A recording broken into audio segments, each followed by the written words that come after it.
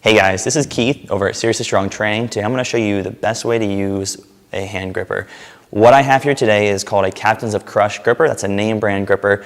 All sorts of different companies make these grippers. These are the best. This is like the Ferrari of hand grippers. So if you're going to get a gripper, if you're going to invest in that kind of grip training, make sure you go with the best.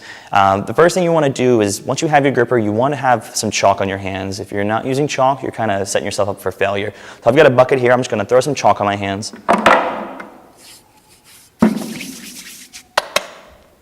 And you really just want kind of a light coating, and all the chalk's going to do is dry your hands out.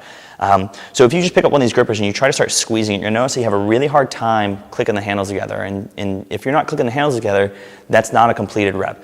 So you've got to listen for that click every time to know that you actually completed the rep. Again, if you're just grabbing it, you're going to have a really hard time doing that. So the skill I'm going to teach you today is what's called setting the gripper. And it's going to look like this. I'm going to move my hand to the bottom of the gripper. So my pinky is halfway off the bottom. And then the other thing that's really important here is I'm going to try to get as much of my palm around the gripper as possible.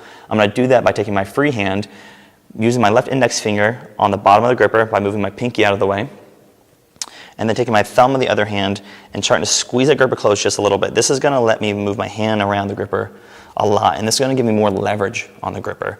So now that I've got it set like that, I'm able to just go ahead and get those clicking reps one after another after another. This is the way you want to be training if you are trying to get that next gripper, that the heavier one.